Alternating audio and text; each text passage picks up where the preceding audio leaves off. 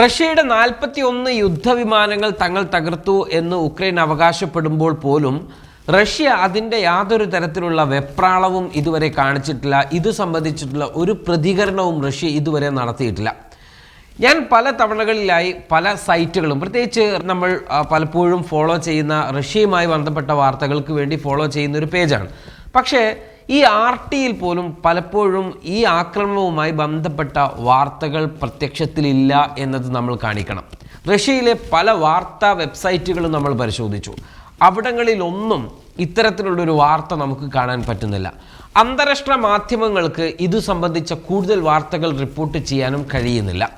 എന്താണ് റഷ്യയിൽ യഥാർത്ഥത്തിൽ സംഭവിച്ചത് എന്നത് സംബന്ധിച്ചൊരു വിശകലനത്തിലേക്ക് നമ്മൾ വരുമ്പോൾ പ്രധാനമായും റഷ്യയുടെ 41 യുദ്ധവിമാനങ്ങൾ നഷ്ടപ്പെട്ടതിൻ്റെ ഒരു വെപ്രാളമോ ഒരു പ്രതികരണമോ റഷ്യ കാണിക്കുന്നില്ല എന്നുള്ളതാണ്. ഉക്രൈൻ്റെ ആക്രമണത്തെക്കുറിച്ച് റഷ്യ ഇതുവരെ ഒരു പ്രസ്താവന നടത്തിയിട്ടില്ല. ക്രെംലിൻ പ്രത്യേകിച്ച് ഈ വിഷയത്തിൽ ഒരു ഇനീഷ്യേറ്റീവ് എടുത്തിട്ടില്ല എന്നത് നമുക്കിവിടെ കാണാം.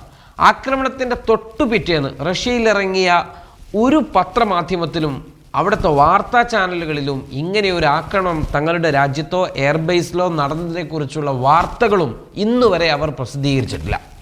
റഷ്യയിലെ ചില ബ്ലോഗർമാരാണ് ഇങ്ങനെ ഒരു ആക്രമണം നടന്നതിനെക്കുറിച്ച് പറയുന്നത്. പക്ഷേ അപ്പോഴും ഈ യുദ്ധവിമാനങ്ങൾ വളരെ പഴകിയവയാണെന്നും അവ തങ്ങൾ ഉപയോഗിക്കാത്തതാണ് എന്നും ഒരു യുദ്ധമുഖത്ത് ഉപയോഗിക്കാൻ പറ്റുന്നതല്ല ആ തകർക്കപ്പെട്ട യുദ്ധവിമാനങ്ങൾ എന്നും അതുകൊണ്ടാണ് ഒരു സുരക്ഷയുമില്ലാതെ തുറന്ന ഒരു പ്രദേശത്ത് ഈ വിമാനങ്ങളെല്ലാം തന്നെ ഒരുപോലെ ഉണ്ടായിരുന്നത് എന്നുമൊക്കെയാണ് അവർ അവകാശപ്പെടുന്നത്. റഷ്യയുടെ ദീർഘദൂര മിസൈലുകൾ വഹിക്കാൻ ശേഷിയുള്ള യുദ്ധവിമാനങ്ങൾ ഉൾപ്പെടെ തകർന്നു എന്ന ചില അന്താരാഷ്ട്ര മാധ്യമങ്ങളിലെ റിപ്പോർട്ടുകളൊക്കെ വന്നിരുന്നുവെങ്കിലും അവയൊന്നും പക്ഷേ റഷ്യ സ്ഥിരീകരിച്ചിട്ടില്ല എന്നതാണ് നമ്മളിവിടെ പറയേണ്ട ഒരു കാര്യം.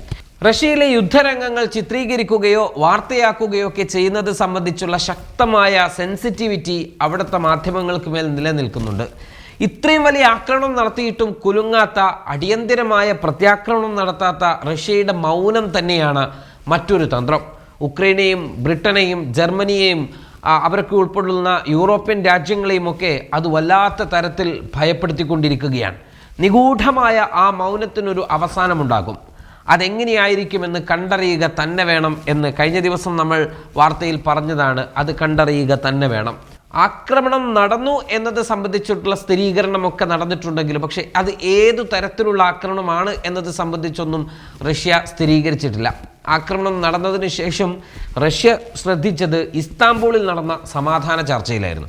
വെടിനിർത്തൽ എന്ന നിലയിൽ ഫലം കാണില്ല എന്ന് റഷ്യക്കുറപ്പുള്ള ചർച്ചയിൽ പക്ഷേ ഇരു രാജ്യങ്ങളിൽ നിന്നും കൊല്ലപ്പെട്ട 6000 സൈനികരുടെ മൃതദേഹങ്ങളുടെ കൈമാറ്റം മാത്രമാണ് ഇപ്പോൾ പുറത്തു വന്നിട്ടുള്ള പ്രധാനപ്പെട്ട ഒരു തീരുമാനം. റഷ്യ ആക്രമണത്തോട് പ്രതികരിക്കാതിരിക്കുന്നതിന് പ്രധാനമായി 3 കാരണങ്ങളുണ്ട്. ഒന്ന്, നിഗൂഢമായ മൗന പ്രതീതി സൃഷ്ടിച്ച് ശത്രുവിനെ ഭയപ്പെടുത്തുക എന്നതാണ്. 2, ഇത്രയും വലിയ ആക്രമണം ഏൽക്കേണ്ടി വന്നു എന്ന് സമ്മതിക്കുമ്പോൾ ഉണ്ടായേക്കാകുന്ന രാഷ്ട്രീയ ചോദ്യങ്ങളും സുരക്ഷാ പ്രശ്നങ്ങളും, അതിലെല്ലാം ഉപരി റഷ്യ എന്ന രാഷ്ട്രം ലോകത്തിന് മുൻപിൽ നേരിടേണ്ടി വരുന്ന അപഹാസങ്ങളുമൊക്കെ ആയിരിക്കാം. മൂന്നാമത്തെ കാര്യം, സമാധാന ശ്രമങ്ങൾക്ക് തടസ്സം നിൽക്കുന്നത് ഉക്രൈൻ തന്നെയാണ് എന്ന് ലോകത്തിന് മുൻപിൽ വരുത്തി തീർക്കലാണ്. ഇസ്താംബൂളിൽ ചർച്ച നടക്കേണ്ട ദിവസത്തിൻ്റെ തൊട്ടു തലേ ദിവസമാണ് ഉക്രൈൻ തങ്ങളുടെ സൈനിക കേന്ദ്രങ്ങൾ ആക്രമിച്ചതെന്ന് ലോകത്തെ ബോധ്യപ്പെടുത്തുകയും ചെയ്യുക റഷ്യയുടെ മറ്റൊരു ലക്ഷ്യങ്ങളിൽപ്പെട്ടതാണ്. ഏതായാലും ഇനി സമാധാന ചർച്ചകൾ ഫലം കാണില്ല എന്നുറപ്പാണ്. റഷ്യയുടെ ഡിമാൻഡുകൾ നേരത്തെയുള്ളതിനേക്കാൾ ശക്തവും വ്യവസ്ഥയുള്ളതുമാണ്. സൈനികരെ പിൻവലിക്കില്ല, പിടിച്ചെടുത്ത ഉക്രൈൻ പ്രദേശം വിട്ടുനിൽക്കില്ല, ഉക്രൈൻ നാറ്റോ പ്രവേശനം സാധ്യമാക്കാൻ പാടില്ല, പാശ്ചാത്യ രാജ്യങ്ങൾക്ക് ഉക്രൈനിൽ കടന്നു കയറുവാനുള്ള സാഹചര്യം ഒരുക്കാൻ പാടില്ല, റഷ്യയിലെ കൂക്സിൽ കടന്നുകൂടിയ സൈനികരെ എത്രയും പെട്ടെന്ന് ഉക്രൈൻ പിൻവലിക്കണം തുടങ്ങിയ ആവശ്യങ്ങളൊക്കെയാണ് റഷ്യയുടേത്. പക്ഷേ ഇവയൊന്നും തന്നെ ഉക്രൈന് സ്വീകാര്യവുമല്ല. അതുകൊണ്ട് തന്നെ ഈ ഒരു വെടിനിർത്തൽ ചർച്ചകൾക്ക് മേൽ വഴിമുടക്കി നിൽക്കുകയും ചെയ്യുമെന്നത് വ്യക്തമാണ്. ആക്രമിക്കപ്പെട്ടു എന്ന വാർത്ത റഷ്യ സ്ഥിരീകരിക്കാത്തിടത്തോളം അഭ്യൂഹങ്ങൾ ഉയരുക തന്നെ ചെയ്യും. തത്വത്തിൽ റഷ്യക്കിത് കനത്ത തിരിച്ചടി തന്നെയാണ് ഉണ്ടാക്കിയിരിക്കുന്നത്. ഉക്രൈനെ സംബന്ധിച്ചിടത്തോളം അവർ നടത്തിയ ഏറ്റവും ആത്മഹത്യാപരമായ ഒരു തീരുമാനവുമായിരിക്കും. മൗനം ഭേദിച്ച് റഷ്യ തിരിച്ചടിക്കുന്ന ഒരു ഘട്ടം വരാനുണ്ട്. അതിനെ കാത്തിരിക്കുകയാണ് യൂറോപ്പ്. ആ ഭയമാണ് ഇപ്പോൾ കടുത്ത മൗനത്തിലൂടെ അഭ്യൂഹങ്ങളുള്ള ദുരൂഹതകളുള്ള മൗനത്തിലൂടെ റഷ്യ ലോകത്തിന് സമ്മാനിച്ചു കൊണ്ടിരിക്കുന്നത്.